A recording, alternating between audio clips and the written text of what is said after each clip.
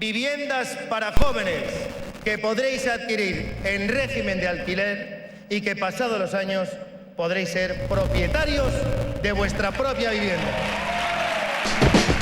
Camps ha destacat l'importància de tindre polítiques clares que donen resposta als problemes i ha fet un anunci per als jovens.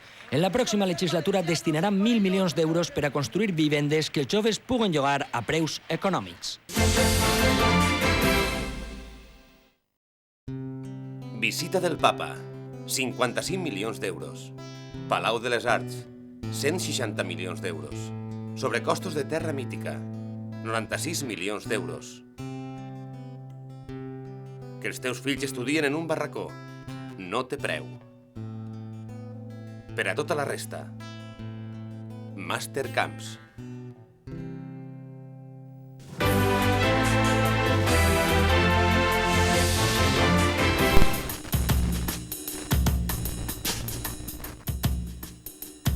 I això és un chill-out en plena ciutat de les arts i de les ciències. És el nou projecte que acollirà l'Umbracle, una terrassa nocturna de vora 3.000 metres quadrats.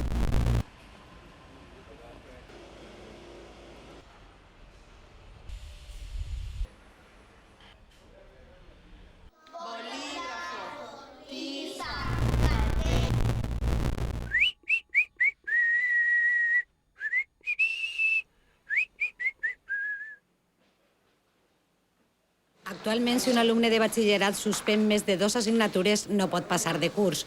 En la nova proposta del Ministeri d'Educació, quan aproven més de la meitat de les matèries, en lloc de repetir tot el curs, l'estudiant només haurà de cursar les matèries suspeses. Creiem que es tracta d'un decret regressiu que torna a no valorar l'esforç de l'alumnat, el rendiment de l'alumnat i que continuarà incidint en el fracàs tremendo que tenim en l'educació.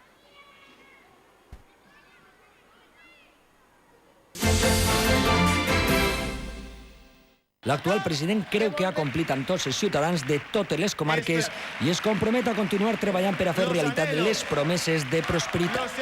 Vos convoque a defendre la nostra manera d'entendre València i Espanya. Vos convoque a ser feliços, amables, grandiosos, dinàmics, oberts. Vos convoque a tots. Ànimo, anem a guanyar.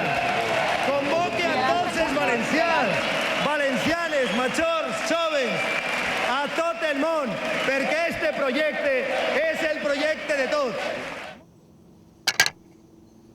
Crida l'atenció la poca memòria que tenim els valencians. S'hauria de recordar que José Vicente Villascusa, exdirector general de Radio Televisió Valenciana, va ser intentat nomenar cap d'informatius poc després de ser triat diputat a les Corts Valencianes.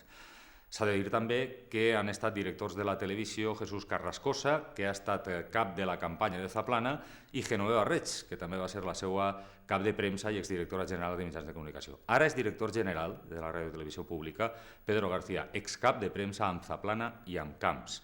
Això és una anòmia democràtica que cal corregir, que no pot donar-se en cap altre lloc a este país i que, d'altra banda, respon, òbviament, als interessos de partit i personals dels candidats i dels representants del Partit Popular. Benvinguts i benvingudes a aquesta roda de premsa del blog que té com a finalitat explicar la nostra... Aquesta nit, Caçadors de Paraules. A continuació, un nou capítol de Vent del Pla. I l'actualitat a Entre Línies, a TV3.